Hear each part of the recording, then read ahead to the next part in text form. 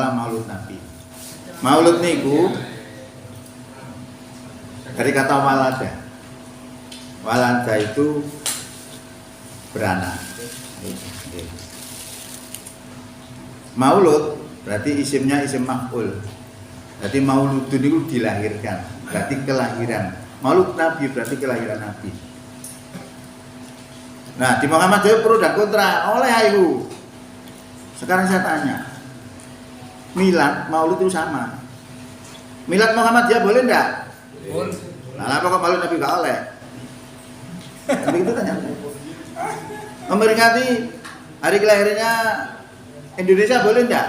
Boleh. Nah, iya boleh. Natal. Apa alasannya? Beda agama. Beda karena Beda agama. Tidak boleh Islam bisa kan tidak boleh Islam. Kenapa? Apa enggak boleh? Beda akidah. kalau kita mengakui berarti kita sama. Ada yang baca Quran? Ini kita bawa ke situ. Amin baca. Nabi Isa sendiri itu mengucapkan selamat Natal. Suratnya bagus. Selamat Natal itu kan hari kelahiran. Panjenengan dengan rumah sakit apa jenenge prenatal. Prenatal itu adalah perawatan sebelum kelahiran. Surat 19 ayat 33. Iki omongnya Nabi Isa. Maryam ayat 33. 33. Wis. Baca dari tulisannya. Itulah Isa putra Maryam yang mengatakan perkataan yang benar yang mereka ragukan kebenarannya. Loh, Ayat piro? 33 atau 34. Oh, tandaan kok. Dan kesejahteraan semoga dilimpahkan kepadaku Nah, kesejahteraan itu juga artinya selamat. Dan bahasa Arabnya salamun. pada hari kelahiranku, pada hari wafatku, dan pada hari aku dibangkitkan hidup kembali. Itu ucapannya Nabi Isa. Selamat atas hari kelahiranku. Selamat atas hari kematianku. Selamat atas hari aku dibangkitkan hidup kembali. Oleh loh. Kenapa kita nggak boleh? Kenapa kita mengucapkan selamat atas kelahiran Nabi nggak boleh? Sama. Loh, Quran juga mengajarkan begitu. Lah, sama Hamka itu pernah memfatwakan Mengucapkan Natal haram. bahwa mengucapkan Natal itu haram. Bener tanda itu? Betul. Apa alasannya? Natal. Natal. Iya. Bukan apa? Ya Natal itu kelahiran. Istilahnya aja untuk beda-beda. Sebagai anak Tuhan. Ya? Karena anak bisa kalau umat Nasrani itu mengakui dia lahir sebagai anak Tuhan, itu nggak boleh. Nah, ya betul. Jadi gini, Keyakinan ya, Natal beda. karena Natal itu yang dianggap oleh kita yang bisa, oleh mereka kan Yesus. Yesus itu dianggap sebagai anak Tuhan.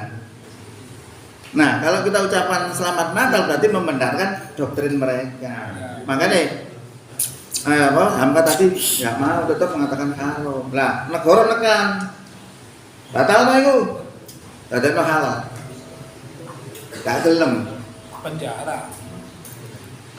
Akhirnya dia diplomasi bahwa fatwa tetap berlaku, yang tidak berlaku adalah peredarannya. Lalu beberapa hari kemudian dia keluar dari ketua MUI. Salut saya. Karena apa? Kalau ketika dia berani mengatakan haram kemudian ditekan berubah menjadi halal, terus diikuti oleh orang lain, itu syirik. Baca Quran surat 9 ayat 31.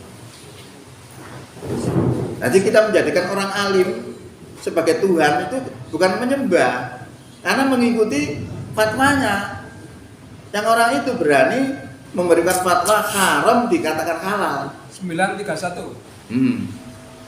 Mereka menjadikan orang-orang alim Yahudi dan rahib-rahibnya Nasrani sebagai Tuhan selain Allah. Dan juga Al-Masih putra Maryam, padahal mereka hanya disuruh menyembah Tuhan yang Maha Esa. Tidak ada Tuhan selain Dia. Maha suci Dia dari apa yang mereka persekutukan. Nah, ya. Jadi gini, sejarahnya ayat ini turun. Nabi itu ketekan tamu ini menggunakan salib, ya, dari perak. Nah, karena Nabi melihat seperti itu lalu dibacakan Quran itu tadi. Jenenge Adi muring-muring akhirnya. Saya tidak pernah rukuk dan sujud kepada orang alim saya. Lalu dijelaskan oleh Rasulullah, maksudnya adalah orang alim itu mengatakan sesuatu yang tidak benar. Haram dikatakan halal, yang halal dikatakan haram, kemudian diikuti oleh pengikutnya, itu syirik. Berarti sampai hebat. Gak ngeboti jabatannya, tapi akidahnya dipegang. Ini luar biasa. Nah, ini terkait dengan masalah maulud. Nah, kita lihat kapan sih maulud itu dimulai? Zamannya Nabi tidak pernah. Zamannya sahabat juga nggak pernah. Makanya orang-orang banyak mengklaim, oh itu bid'ah. Sebenarnya agama itu nggak sulit kok. Makanya dengan lakoni sembuh warang oleh, pokoknya nggak dilarang. Sembujung ini, silong ini, oleh tangga. Karena larangan ya. Larangan berarti oleh kan loh. Nah, sama dengan yang tadi. Ya.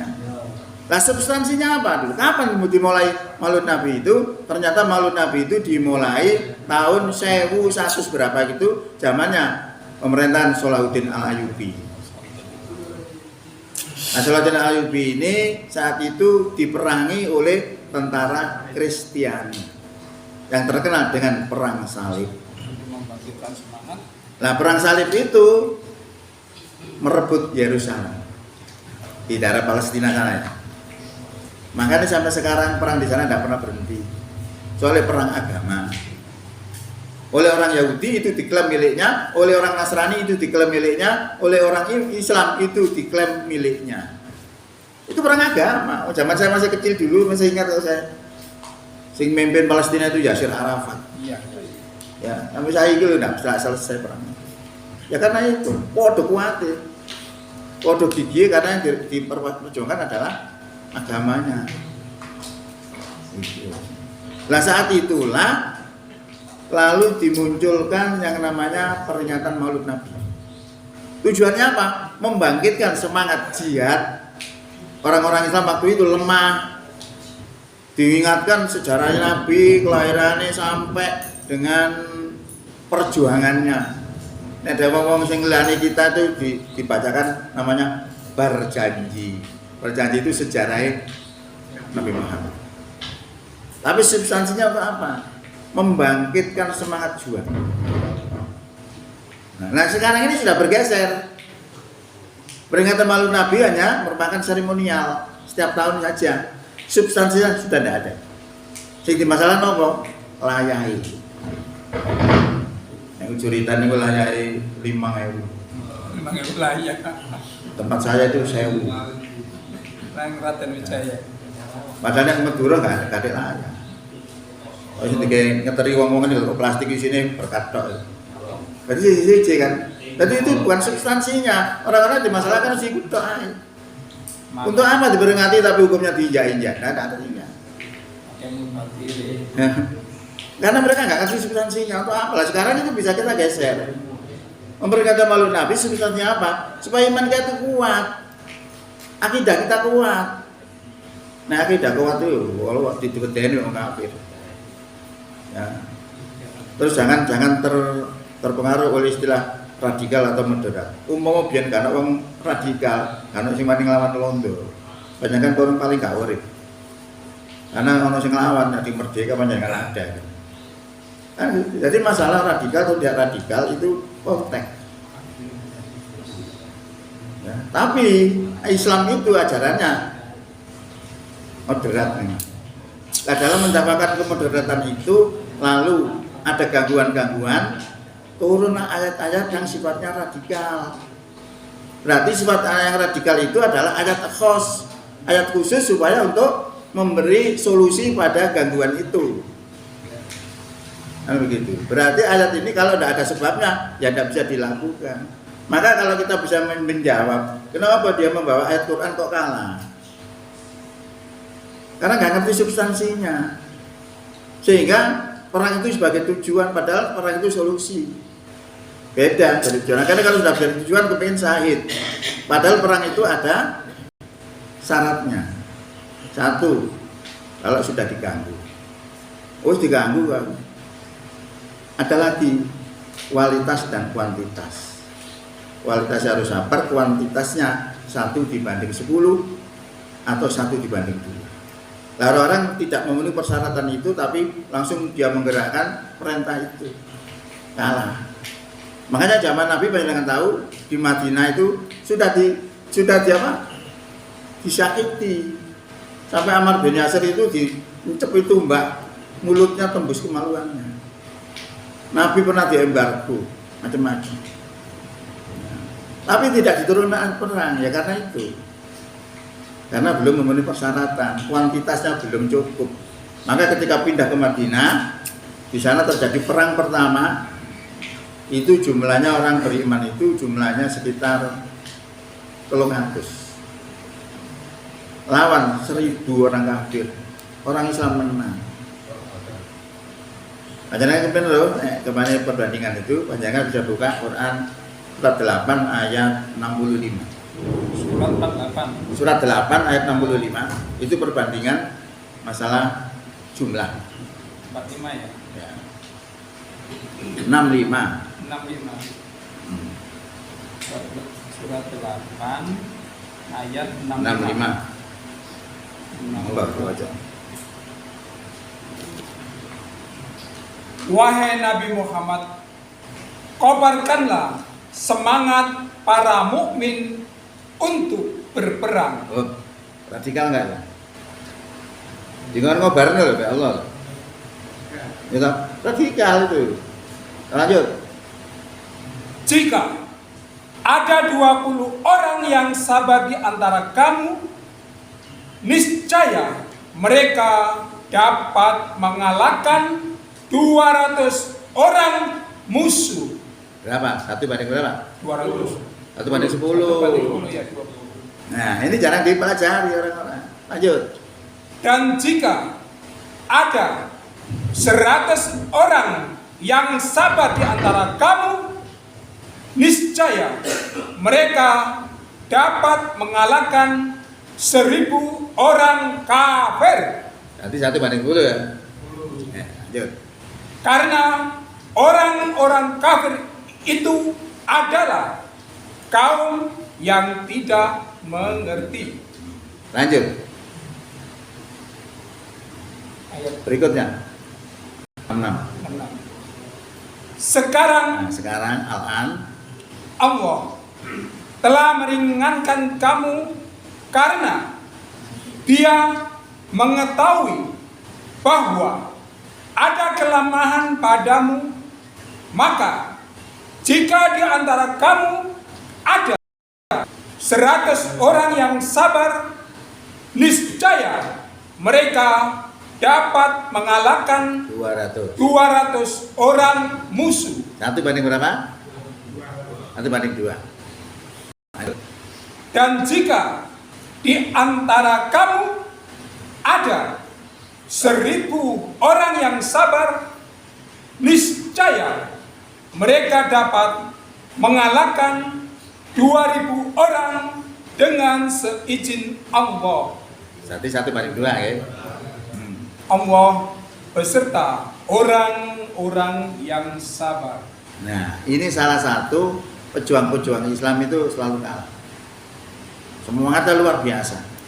Maju, jadi tembak ke mata. Belum bisa menyesuaikan ini. Kalau kita sudah bisa menyesuaikan, walaupun kita sudah didolimi, ya jangan perang dulu, mesti kalah. Sampai kita mencapai orang hebat 1 banding 10. Nah, kata hebat 1 banding 2. Nah, orang Islam di Indonesia itu sing berpaham Islam kafah itu masih sedikit. Maka langkah yang harus ditempuh apa? Memahamkan orang tentang Islam. Cewek Islam itu ternyata ngono. Ngono paham seperti itu lalu kemudian jadi pimpinan, dia tidak akan menghinakan Islam, pasti menegakkan Islam. Nah sekarang ini yang berarti langkah awal kalau Rasulullah perjuangannya apa? Dimulai dari Iqra bismi rabbikal ladzi khalaq, khalaqal insana min 'alaq, diakhiri dengan al yauma akmaltu lakum dinakum wa atmamtu alaikum nikmati wa raditu lakumul islam madina. Pertanyaannya, kalau kita dari mana? Ketepatan ini. Ketepatan memulainya ini penting. Kalau kita tidak mengerti, itu ayat perang wajib ya padahal. Kutiba alaikumusiyah, kutiba alaikumul kitab, diwajibkan atas kamu perang. Itu wajib ya. Udah. Tapi dia tidak ngerti kapan perang itu. Nah karena tidak ngerti dia berangkat kalah. Makanya Nabi itu baru ada perintah perang setelah sudah mencapai perbandingan itu tadi 1 dibanding 10 kira orang hebat. Makanya perang pertama, perang Badar itu jumlahnya 300 wong iman lawan 1000. 1 banding berapa berarti? 1 banding 3 menang. 1 banding 10 yang menang apa mana 1 banding 3 kan gitu. Lah itu tidak diperhatikan oleh pejuang kita. Makanya selalu gagal. Kan mulai sebelum 45 sampai sekarang perjuangan Islam tidak pernah menang. Zaitun itu siapa? NII itu. Baru saya ada yang kenal. Nah, itu NII itu pecah juga ada di beberapa bagian. Makanya pahamnya seperti itu tadi. Nah, kembali pada maulud tadi ya. Maulud tadi ada substansinya seperti itu, membangkitkan semangat jihad. Nah, kalau sekarang supaya substansinya sama, berarti membangkitkan secara umumnya, membangkitkan keimanan kita supaya hebat. Jadi ngaji itu sajane ya begitu itu, menambah mantapnya iman. Nah, kalau di tempat saya itu, aku jarang digawe. Soalnya apa? Jarang ini keras. Lama-lama nggak gelem, kritik nggak gelem. Senengannya dagelan itu, ngaji ini 10 menit, dagelannya kena sak jam, seneng. Ngaji terus nggak seneng. Nah, itu makanya tidak ada perkembangan mental itu tidak ada, pancet mau wajib berapa tahun mentalnya kok pancet aja. Dan aku ngeritikan. Dan seperti itu tujuannya apa? Ngerti supaya ngerti. Karena agama itu kan memperingatkan. Nah mari kita lihat sekarang bagaimana sepak terjang Rasulullah itu kita tiru. Ya. Di dalam perjuangan jihad itu artinya sebenarnya arti katanya adalah jahadah. Itu artinya sungguh-sungguh. Nah, sungguh-sungguh dalam hal apa macam-macam. Jadi puncaknya jihad itu perang. Jadi ini diartikan jihad itu perang memang bukan secara bahasa tidak. Karena perang itu adalah kita. Jihad itu sungguh-sungguh. Tapi orang berperang itu termasuk jihad. Kita lihat bagaimana perjuangan Rasulullah. Perjuangan Rasulullah itu soro. Panjenengan dakwano agama solo. Kayak kula ngenten iki, Pak. Ngomong nangko. Ya kena ancam. Ora panjamane. Kabur maktan indallahi antaqulu ma la taf'al. Gede bendune Allah marang wong kang ngomong gak iso nglakoni. Gak kena. Kena. Gitu. Nah, ini contoh seorang pendakwah Nabi Nuh. Bukan Yunus. Yang dipangan nih Pak Yunus ya? Yunus timplak. Itu kan apa? Berdakwah bertahun-tahun gak ono sing gelem. Panjangan pikir dhewe, perkara gak jewen Pak. Atine susah. Peteng nyengkre melarikan diri. Numpak kapal. Numpak kapal akhirnya berlayar sampai di tengah lautan, terjadi ombak besar, yang kapal ini hampir tenggelam. Solusinya harus dikurangi penumpangnya. Nah penumpangnya wong tok. Nah dikurangi mesti digunakan laut gitu loh. Lah sapa iki sing dikurangi? Diundi ae, diundi. Barang diundi sing metu jenenge Nabi Yunus. Ora karo ngomong sungkan diundi mana? Diundi mana metu mana namanya Nabi Yunus. Ping 3 sampean pancen Nabi Yunus, terpaksa dibuang. Nah, dalam dibuang ini dia ke lautan itu peteng. Berarti 2 kegelapan. Saat ini peteng dilebokno ngene lautan peteng pisan. Punjul dimploki, Pak. 3 kegelapan. Sorone berdakwah gak berhasil. Sumpah. Lalu dia beristighfar, tapi istighfarnya tidak seperti kita astagfirullah, enggak, tapi beda. Seperti istighfarnya Nabi Adam, apa itu? Rabbana anfusana wa illam taghfir lana wa tarhamna lanakunanna minal khasirin. Menyatakan kezalimannya. Jika engkau tidak mengampuni saya dan tidak merahmati saya, dia tentu jadi orang zalim, rugi. Nah, Nabi Yunus ini dungone sama, la ilaha illa anta, tidak ada Tuhan kecuali engkau, subhanaka, maha suci engkau, ini kuntu minadz dzalimin, sesungguhnya aku termasuk orang yang zalim. Kira-kira panas ben maca niwake minggir nang lautan dilepek. Selamat. Ini contoh berarti dakwah. Lah Rasulullah sama. Kalau berdakwah enggak mulus. Sampai dikelkan, pernah diembargo, pernah disiksa sahabat-sahabat itu, enggak pernah akan dibunuh, dikejar-kejar. Lalu Rasulullah berlindung di dalam gua, terus dilindungi oleh Allah. Apa perlindungannya? Itu gua dikasih laba-laba. Burung merpati. Akhirnya logikanya nek ono laba-laba enggak mungkin ono wong mlebu. Ono mlebu mesti rusak omahe. Ternyata ini ada, berarti tidak masuk. Akhirnya ngejar tadi lewat terus, selamat. Akhirnya terakhir mempengaruhi politik di Mekah. Ditawari, suruh berhenti untuk berdakwah. Jaluk apa? Harta takei, jaluk takhta takei, jaluk wanita takei. Kira-kira awak dhewe, kowe kan tak dadekno RT bayarane 20 juta. Melengos. Mboten bingung kira-kira. Tapi Rasulullah tidak bergeming. Sampai beliau mengatakan, seandainya kau letakkan matahari di tangan kananku dan bulan di tangan kiriku, saya tidak akan berhenti untuk berjuang, berdakwah. Coba semangatnya. Padahal juga misalnya waktu terjadi peperangan juga yang banyak yang dibunuh. Nah, bunuh mati syahid, mati sangit. Saya hatiku jane loro biyen diarani ana jane ngono mati sangit. Baca Quran surat 3 ayat 169. Ali Imran. Ya. Sing ngarang-arane berjuang jalan Allah mati coba ya. 69. 169. 169.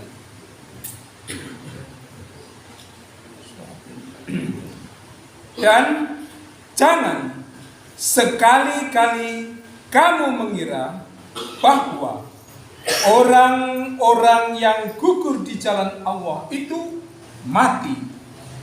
Sebenarnya mereka itu hidup di sisi Tuhannya mendapat rezeki. Ya, jadi jangan menyangka bahwa orang yang mati jalan Allah itu mati. Enggak, mereka itu hidup, bahkan dapat rezeki. Itu pernyataan Allah. Ya. Nah, itu terkait dengan tuduhan-tuduhan bahwa orang mati jalan Allah itu sangit, enggak sangit. Tergantung niatnya. Kalau niatnya tidak lillah ya memang bisa. Termasuk juga dalam Quran itu disebutkan begini. Innallaha astara minal mu'minina anfusahum wa amwalahum bi anna lahumul jannah yuqatiluna fi sabilillahi wa yaqtuluna wa yuqtalun wa dan alaihi haqqan fit taurati wal injili wal qur'an. Alaya. Jadi alaya gue nek maca gak ditutupno iki alaya. Al-ayat. Sesungguhnya Allah telah membeli dari orang-orang beriman itu harta dan diri mereka dengan memberikan surga. Jadi orang beriman itu sebenarnya sudah dibeli oleh Allah. Kita sudah tergadai oleh dengan Allah. Ya, diberikan surga. Tapi jangan putus enak-enak. Enten salate, apa lakune? Yuqatiluna fi sabilillah. Mereka berperang di jalan Allah. Wayak tuluna wayuk talun, mereka membunuh atau terbunuh. radikal. Allah yang menciptakan loh. Makanya yang panjenengan jangan susu itu radikal jangan. Itu trik politik orang-orang barat untuk memecah belah Islam. Maka di sini kita dibutuhkan kepahaman tentang Islam. Bagaimana kita memahami Islam? Panjenengan harus tahu dua versi Quran. Quran pertama adalah Quran versi kitab seperti ini. Nah, panjenengan memilih Quran itu asli. Itu halaman ini mesti 604. Ini ada lebih dari 604 itu gak standar. Aman delok mesti. Ya, makanya di Arab itu disortir, disensor gitu. Sehingga cocok standar disingkirkan. Yang kedua, Quran versi nuzul. Quran versi nuzul itu Quran yang turun sesuai dengan urutan. Ini dimulai dari apa? Al-Fatihah kan?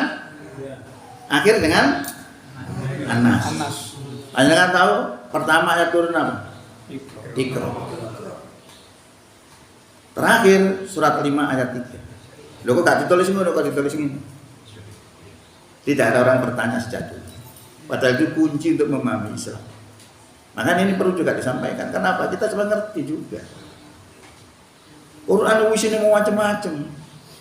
Yang banyak nggak ngerti Quran versi nuzul tadi, yaitu tadi akhirnya menerapkan, oh ini perang, berangkat perang. Banyak kan tidak tahu bagaimana turunnya Quran berapa tahun? 22 tahun lebih. Langsung diperingati tanggal 17 Ramadan itu Quran mana? Kita harus ngerti. Quran yang mana? Quran nuzul atau Quran ini? Padahal kalau panjenengan tahu hadis Quran juga nggak cocok. Turunnya Quran itu orang kan memperingati tanggal 17 ya, 17 Ramadan ya. Ya nuzul itu kan turun.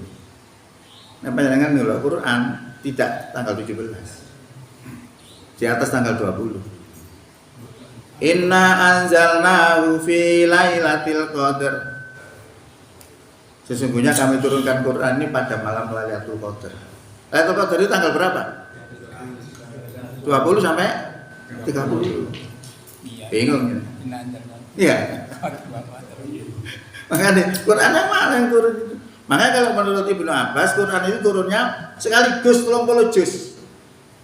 Turun Zaid, Nabi sama dunia. Dari situ diturunkan tartilan sesuai dengan kebutuhan. Pertama turunkan apa? Iqra bismi rabbikal ladzi khalaq. Ayat perang sudah ada di sini.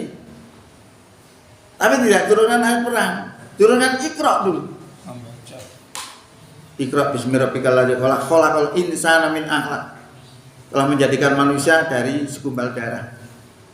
Karena apa turunkan itu? Menjawab masalah yang saat itu terjadi di Mekah yang menganggap bahwa Tuhan itu tiga, Lata, Uzza, dan Manata.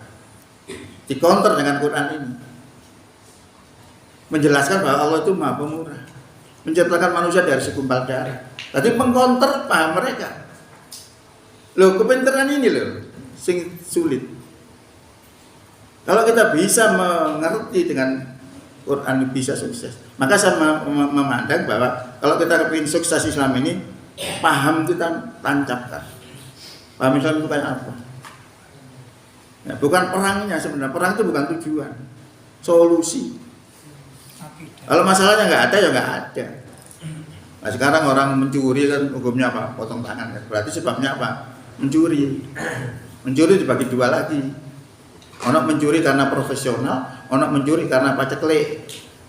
Nek orang paceklik bisa dimaafkan, nek kapane profesional dipotong tangan. Lah nek sampai hari kiamat tidak ada orang mencuri, apa dilaksanakan nih? Ya tidak, karena sebabnya nggak ada. Lah yang seperti ini kepahaman juga. Seperti diwajibkan atas kamu perang, budal perang wajib ya. Tapi dia nggak ngerti kapan perang itu ada. Apakah ini ayat am atau ayat khos? Itu penting. Kalau kita nggak ngerti ya ngomongin bolak-balik kalah. Nah ini sebenarnya pelajaran untuk kita. Kenapa kita nggak pernah menang? Politik-politiknya nggak pernah menang. Pemenang adik kerungu menegakkan syariat Islam malah karena yang gelem. Padahal kita umat Islam nggak senang dengan syariat. Kan orang Indonesia itu kelakuannya aku mau dewi wedi. Itu yang terjadi. Karena apa? Kita diperangi pemikiran kita terus.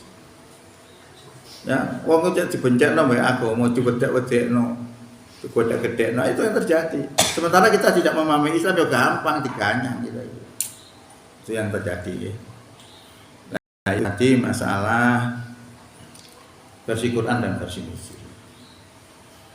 Nah, Quran itu sudah turun sekaligus, lalu diturunkan kepada Nabi Muhammad setahap demi setahap sampai 22 tahun komplit 30 juz, makanya disusun dari Fatihah sampai Nas. Makanya saya katakan Quran versi Quran versi Nuzul itu adalah cara bagaimana menerapkan Quran itu.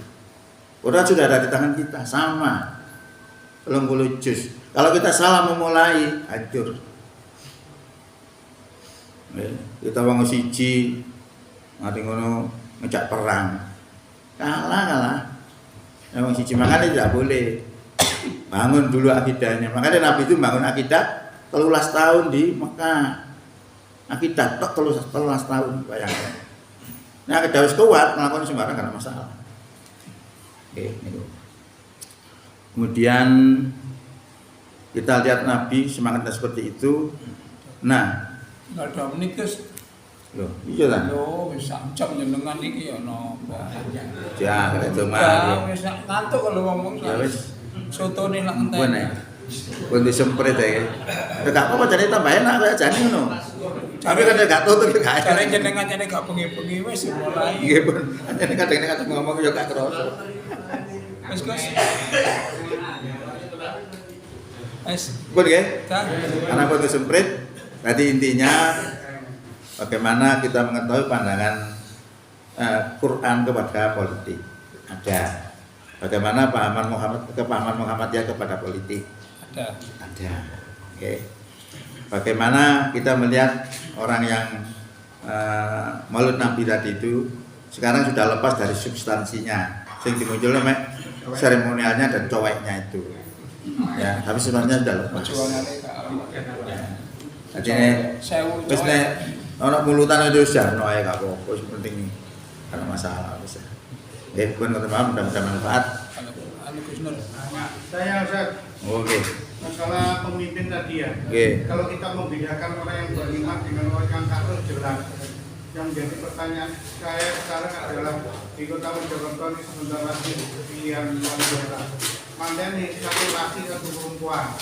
Adakah dasar Islam untuk memilih apakah milih laki atau milih perempuan? Mantap, pertanyaan ini mantap ini. Nggih. Mantap. Oh, tak mau dicer ya? Bon. Wah, jawab nggih. Tapi gak jawab langsung. Ya, betul kok Lono sih. Ya. Lono cingkrang. Nggih. Hadise ngomong ini, sing sapane wong kang gawe pakaian ni sore polo neraka. Nggih, ya, krungu kabeh ngene. Nggih. Akhirnya nyaran cingkrang. Tapi kalau kita pegang gadis itu tak bener aja. Tapi ada gadis lain. Nah, yang namanya Abu Bakar. Itu sarungnya melorot, melorot di bawah mata kaki. Nah, karena dia mendengar Nabi seperti itu, dia wedi. Takon dengan Kanjeng Nabi, ya Nabi, sarung kula niku melorot mawon tunjukno pancet melorot ae. Kula ini mboten karena sombong. Oleh Nabi dibolehkan. Makanya di Muhammadiyah tidak menetapkan cingkrang tidak. Cingkrang silakan, tidak cingkrang silakan. Yang penting pakainya cocok sampai najis kan gitu aja. Nah itu karena kita mengacu pada satu hadis sebenarnya seperti itu. Karena kita bandingkan dengan hadis lain, jadinya beda. Seperti pemimpin tadi itu, anak wedok di Muhammadiyah itu tidak menetapkan harus laki. Wedok dulu. Eris, jawab Ris. Saya alasani hadisnya lupa. Hari jalu kawamna alani isya iku. Ya kan ada lain seperti itu tadi. Dugure polok, ini sore polok neraka. Tapi ada hadis lain. Akhirnya jadi tidak apa-apa gitu. Al-Qur'an. Nah, kalau yang ngelorotno pakaian memang karena sombong itu baru. Nah, ya iku niate. Kata-kata niat. Jadi betul di Muhammadiyah tidak mengharamkan wanita. Saya dasarnya masih kurang melihat saya. Tapi Sebentar selalu sudah saya baca seperti itu. Oke, yang penting itu iman. Jadi ulama itu memilih laki-laki. Karena dalilnya jelas ada Al-Quran. Iya, tapi di HPT itu juga disebutkan nanti tidak menetapkan, tidak mengharamkan perempuan. Di HPT itu juga. HPT pun tipe pernah saya baca itu. Jadi seperti itu. Jadi tidak mengharamkan. Nah, nek pamane gak setuju ya boleh, prosedurnya protes buat surat nama Muhammadiyah. Bisa itu. Gak cocok jadi protes. Nah, gitu he. Seperti salat sami Allahu liman hamidah. Sudah kemana? Nah, namanya sami Allahu liman hamidah. Udun. Ya tak? Itu di HP itu sudah dibahas itu. Qurannya sama. Hadis itu. Hadisnya sama sudah dibahas. Menetapkan di Muhammadiyah itu anjlok. Salam ya begitu. Assalamualaikum warahmatullahi wabarakatuh. Assalamualaikum warahmatullahi wabarakatuh. Yang menetapkan Assalamualaikum warahmatullahi wabarakatuh tidak ada. Itu ada di hadis. Nah, hadis itu ada 3. Assalamualaikum warahmatullahi wabarakatuh. Itu Assalamualaikum warahmatullahi.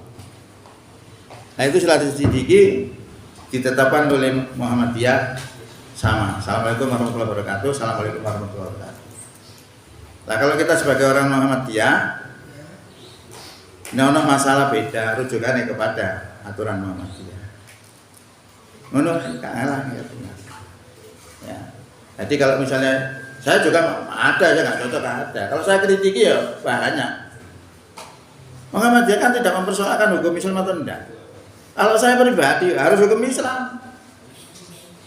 Nggak podo aku semenangai. Makanya aku nggak pernah nyalano HTI itu nggak pernah. Karena apa? Dia juga memperjuangkan syariat. Dan saya baca sendiri memang. Coba dia nggak ngukumi kalau hukumnya Allah kafir. Radikal itu. Ya. Makanya kepahaman. Makanya orang mengklaim Islam itu paling bejo. Gak bisa ngelakoni kabeh. Masalah sing hubungan manusia dengan manusia nggak bisa. Karena itu dilakukan, dia akan berhadapan dengan negara. Kalau dia tidak punya ilmu, tidak berani ngomong. Karena kalau kita terapkan Quran ini secara konsekuen, kita akan berhadapan dengan negara. Nah, kita terapkan berhadapan dengan Islam, maju kena mundur kena. Nah, itu jadi menerangkan agama itu angel. Dan kita menyembunyikan agama juga dilaknat. Wangel. Oke. Oh, benar nggih. Enten malih? Kami iki hangat iki materi ini, ngomong. Mas Tris.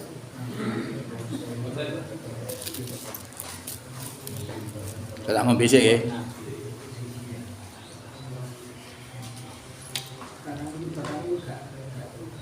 Manusia sekarang senjatanya. Napa ya, Pak? Menang kalah perang itu.